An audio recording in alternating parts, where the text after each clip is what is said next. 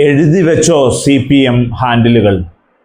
നിലമ്പൂരിൽ സുരാജ് ഇത്തവണ തോറ്റാൽ ഏതെങ്കിലും രീതിയിലുള്ള ഒരു പ്രതികൂല റിസൾട്ട് സുരാജിന് സംഭവിച്ചു കഴിഞ്ഞാൽ 100% ഉറപ്പാണ് CPM വലിയ രീതിയിലുള്ള ക്രോസ് ക്വസ്റ്റ്യനിങ്ങിന് വിധേയരാവും.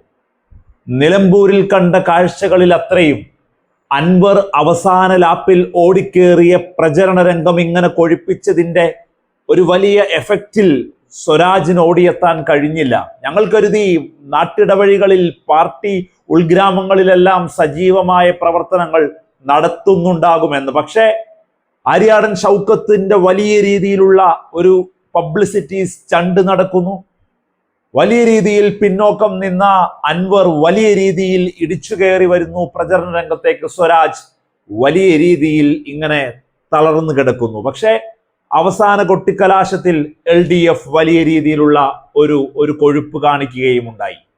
തൃപ്പൂണിത്തുറയിൽ സ്വരാജിന്റെ മത്സരത്തിന് ഏറ്റ വലിയ പിഴവുകൾ ഇന്നും രാഷ്ട്രീയ കേരളം വിദഗ്ധന്മാർ വലിയ രീതിയിൽ ചർച്ച ചെയ്യുന്നുണ്ട്. ഈ സ്വരാജിനെ നിലമ്പൂര് കൊണ്ടുവന്ന് പരാജയപ്പെടുത്തിയതായി പോലും വലിയ രീതിയിലുള്ള സംസാരമുണ്ടാകും ഇത്തവണ ബലം മറ്റൊന്നായാൽ.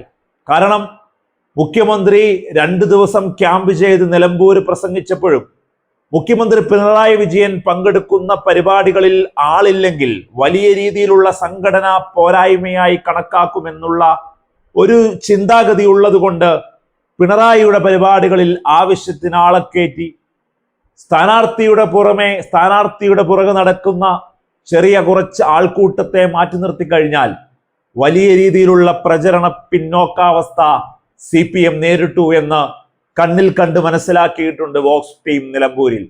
അതിന്റെ വെളിച്ചത്തിൽ തന്നെ പറയട്ടെ, തൃപ്പൂണിത്തുറയിൽ പറ്റിയ പിഴവ് ഇന്നും CPM-ന് ആൻസർ പറയാൻ സാധിക്കുന്നില്ല.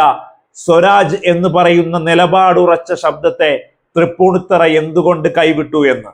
അതിനുശേഷം ഇപ്പോൾ അവസാന ലാപ്പിൽ സ്വരാജിന് സ്ഥാനാർത്ഥിത്വം പ്രഖ്യാപിച്ച് അവിടെ വലിയ രീതിയിലുള്ള ഒരു പ്രചാരണവും വലിയ രീതിയിലുള്ള ഒരു ഒത്തിണക്കവും കോൺഗ്രസ് എല്ലാ ഉപതെരഞ്ഞെടുപ്പുകളിലും കാണിക്കുന്നത് പോലെ നിലമ്പൂരും കാണിച്ച് കടന്നു കയറി വിജയിച്ചാൽ ഒരു കാര്യം ഉറപ്പാണ്, സ്വരാജ് CPM-ന്റെ ബലിയാടോ.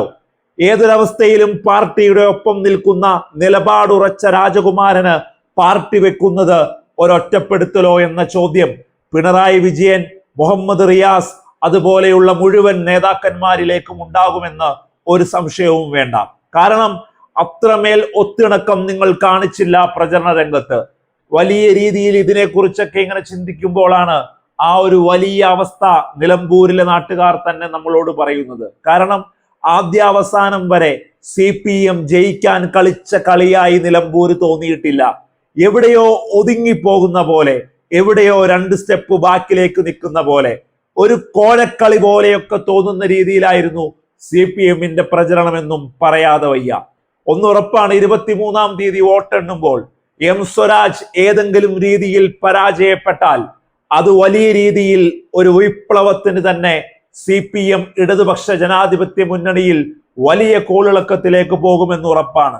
ഭരണ തുടർച്ച നിലനിർത്തുമോ പിണറായി വിജയൻ എന്ന് പറയുന്ന ആ ഒരു വലിയ പേരിൽ CPM നയിക്കുന്ന ഇടതുപക്ഷ പ്രസ്ഥാനം ഇങ്ങനെ ഒറ്റക്കെട്ടായി മുന്നോട്ട് പോകുമോ എന്നൊക്കെ ചോദിക്കുന്നതിന് മുമ്പ് രാഷ്ട്രീയ കേരളം മനസ്സാക്ഷിയിൽ നെഞ്ചത്ത് തൊട്ട് ചോദിക്കും, സ്വരാജിനെ എന്തിയെ നിങ്ങൾ ബലിയാടാക്കുന്നു?